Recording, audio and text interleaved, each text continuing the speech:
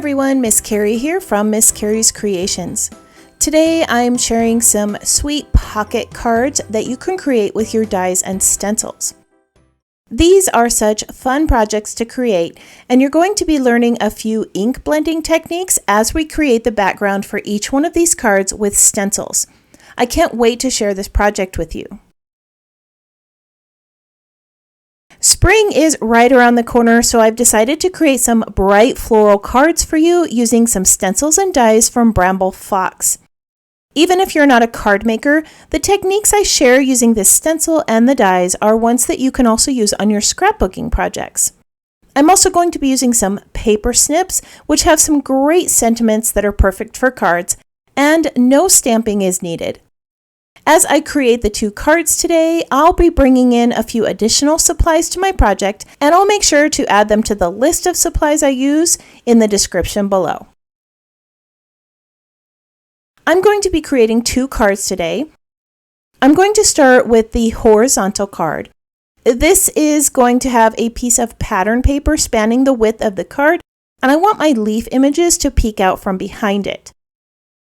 The backgrounds on each card are going to have some lovely leaf images, which I'm going to create using this stencil. I'm going to place some mixed media paper onto my magnet board and secure the stencil in place. I am masking off a few areas so that I don't get any ink into other areas of the stencil. With scattered straw ink, I'm going to fill in the entire area of this leaf design.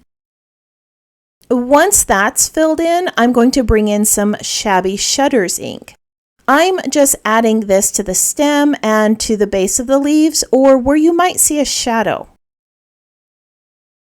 The next color is Bundled Sage. This one is going to blend over the stems and at the base of the leaves and brushed into the previous green color. Now I'm going to blend these all together with the scattered straw. This brightens up the colors and smooths out any harsh lines that the blending brush might have created.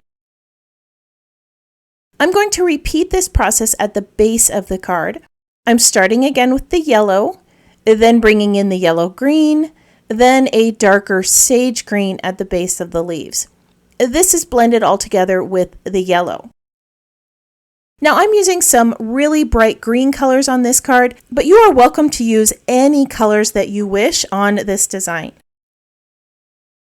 When I remove the stencil, you're going to see there's a bit of a mess in the center of the card, but this is going to be covered up with our pattern paper strip, so we don't need to worry about it. I'm going to go wash off this stencil, and then I'll add the next layer of leaves. For this one, I'm going to start with Mowed Lawn, then I'll use Lucky Clover, then Rustic Wilderness.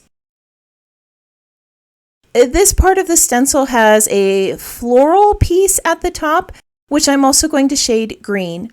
But you could use smaller brushes like these and change it to any color that you wish. Once I added the three colors of green, I blended them all together with the Mowed Lawn, just like I did with the previous leaf. When you remove the stencil, it's going to look like I added another layer of leaves over the top, and it covers up the brighter leaves that I created in the background. I'm going to add another layer of these on the right side of the card and one near the base of the card in the same three colors of green. I'm forming a bit of a visual triangle here with my colors, and just remember most of these are going to be hidden with that pattern paper strip, so we're just going to have bits and pieces of these peeking out from behind our elements. If you're not a card maker, this design would be great for a scrapbook page. You could have these layers of leaves peek out from behind a photo or a journaling card, or you could layer them around the edge of a layout to create a frame. Now let's take a look at how this is going to appear once we add that yellow strip. Isn't it gorgeous? All right, I'm going to add one more layer of color and then I'll show you how to assemble the card. This one is going to be a bright blue layer of sprigs. I'm going to be using this image on the stencil with the little berries attached. But there is part of the stencil where the berries or buds are separated, so you could create this in 2 different colors if you wanted to. I'm just quickly adding 5 of these to my background using some Uncharted Mariner ink. I am having some of these images go off the edge of the cards to make it almost appear like it's a printed pattern paper that I cut down. All right, I'm going to finish up stenciling these images on my background, and then I'll show you how to put this card together. I have already placed that background onto a blue card base and attached that yellow pattern paper strip with some stitching. The pocket was cut from the same cardstock color as the card base using one of those Bramble Fox dies, and I'm just going to adhere this in place with foam tape. Now I'm going to fill my pocket with some flowers. These are stickers from a Simple Stories collection, but you could use stamped images, dies, or die cuts for your flowers. I'm just going to tuck these here and there and layer them with bits of foam tape to create dimension. Now I chose blue colored flowers to create more of an analogous color palette on my card, but you could definitely use any color of floral images that you wanted to. Now that the flowers have been added, I'm going to use a tag die to create a little banner on either side of the pocket. Using tags for banners or sentiments is a great way to use up those dies. Now once these are in place, I'm going to go ahead and bring in the sentiment from the paper snips sheet. This says, "It's your birthday." When that was in place, I decided to add 3 little butterfly stickers and the card was complete. All right, let's go ahead and create another card. This next design is going to have more of a vintage vibe with softer hues of blues and brown. I'm going to start with smaller leaves and use a combination of tea dye ink, vintage photo, and ground espresso.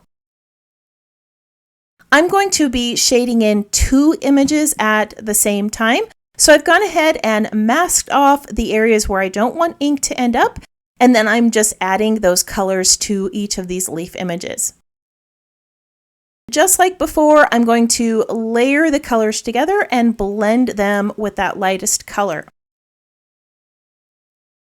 Now, the nice part about this design is that it can be a little bit messier because we're going for a vintage-like look. If you make a mistake or don't get a leaf filled in all the way, it's absolutely okay.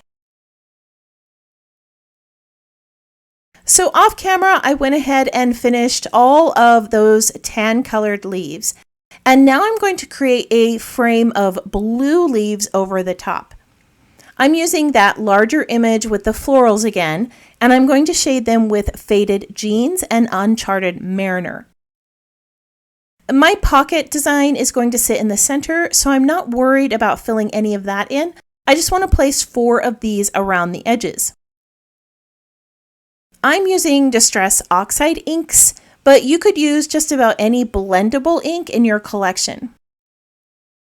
Distress Oxides are a pigment dye hybrid. The pigment makes them extremely blendable, and the dye helps the ink to dry faster. These inks are also water reactive, and I'm going to show you how that works here in a moment. As I finish shading in all these images, I would love it if you tap that subscribe button and let me know in the comments that you're new here.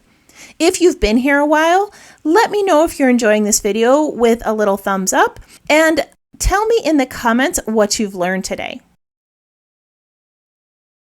All right, so all of the leaves are in place, and I have gone ahead and let this ink sit for about 20 minutes. Now I'm going to blend some antique linen over the top of all of these images. You really want to make sure that that ink is set, because if it's still wet, your blending brush is going to pick up the blue and brown colors and smear them across the paper. After adding that soft antique color to the background, I'm going to bring in a little bit of water and splatter it onto the card. These inks are water reactive inks, so once that water hits, you're going to see the color change.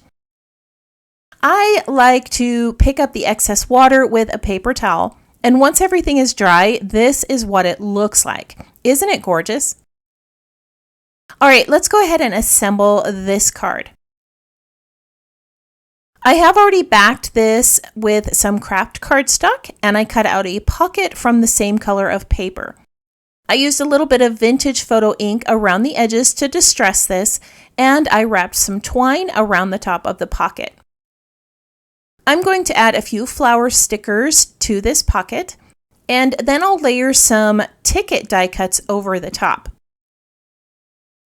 You could also add a tag to this pocket with a poem or a photo, or add a little gift card.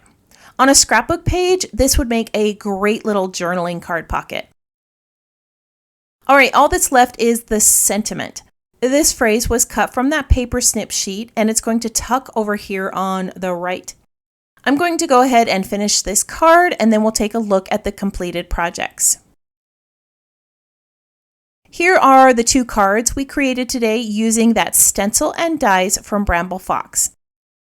Off camera, I took a white gel pen and outlined the leaves on the brighter card.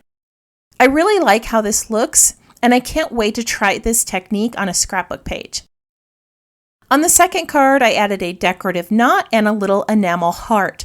This one definitely has more of a vintage or boho vibe, which I really love. I'm going to show you a few close-up photos so that you can see all the details on these cards.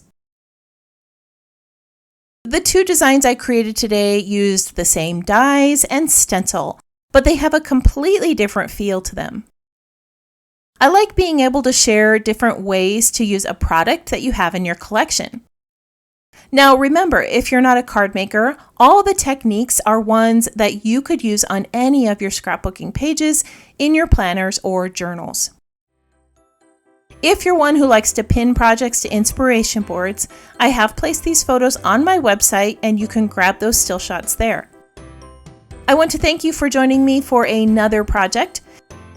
If you have any questions about this project or supplies I used, feel free to comment below. I hope you have a wonderful week, and I can't wait to see what you create.